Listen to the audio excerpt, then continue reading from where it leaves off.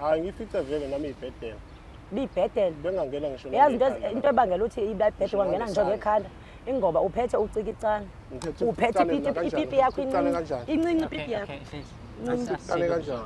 Incinci ipipi yakho. Incinci kanjani? Mana bafotedela ngikhuluma. Incinci ipipi yakho. Kanjani ipipi yakho incinci? Pho ubukhaliswa yini pho busuku? Ufane ubukhaliswa yini pho busuku? Bendukubhanqa. Bendukubhanqa befuna ujabula ucinga uba kumndeni Mandela. Kanjani sale phansi kanjani? Bengicimba uMandela. Hayi bafumana mana bafotha kancane ngentini nalo muntu lo yangichaphaza. Uyangichaphaza, hayi yangichaphaza. Iminyaka emithathu lala nami uzothi uxhatshazwa nje. Hayi yangichaphaza lo. Hayi usazobhatala ke. Usazobhatala. Ungiqhela kakubi wena. Ngiyakuqhela futhi. Ungiqhela kakubi. Uzwana lesifebe sithini? Asizwe sithini lesifebe? Ungiqhela kakubi. Asizwe sithini lesifebe? Iminyaka emithathu uhlala nami uzongiqebe ibibhet. Iyabheka ngeke. Ubuyidla kanjani ibhet? Ubuyidla kanjani? Uyabheka njani hlala sona? Hlala sona. Oh yehake. Nanku umfana uyazi usazondondla ke. Kuba ngisho usazondondla. Hayi akwazi. Ngizoze ndiyofa. Sondliwa nguwe. Ufuna kube ne-solution. Lento lena nje asikho isisombululo esizovela. Hayi angisebenzi ndaba khona. Wena nje uyangidakela nje. Khuba ufeke usana nendoda hamba usana nendoda yakho. Uzondondla kanye nendoda yami ke. Nendoda yakho uzwana lesifebe sithini? Uzondondla kanye nendoda yami. Noma wena ojola naye hayi bakho phela. Noma wena ojola naye.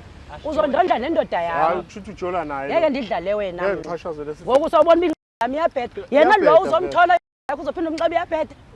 Hayi right kabi ngishaya. Uzomqala ubuyabheda ne? Nami ngifumene right. Right kabi nje. Yabhediswa nguwe. Wena nje into ongabe uyayenza. Hamba kwesula lekhenso evulile.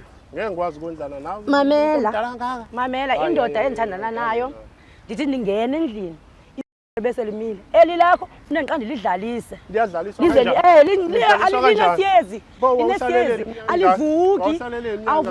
Bendifuna imali bengihlalela imali. Hayi bafolelo. Bengahlaliswa ngokuthanda. Bengihlalela imali. Bengihlalela imali kahle kahle. Oh kasasi budla imali yakho. Ewe. Hey lesifebe lesi yazi. Ngithole umuntu oright ovukelwayo ngoku. Mina bengavukela. Hayi. Befuna ngiqande idlalise nje into yakho then ivuke. Lesifebe sithini? Lo wami ngoku ndithi ndingena naye endlini bese yimile.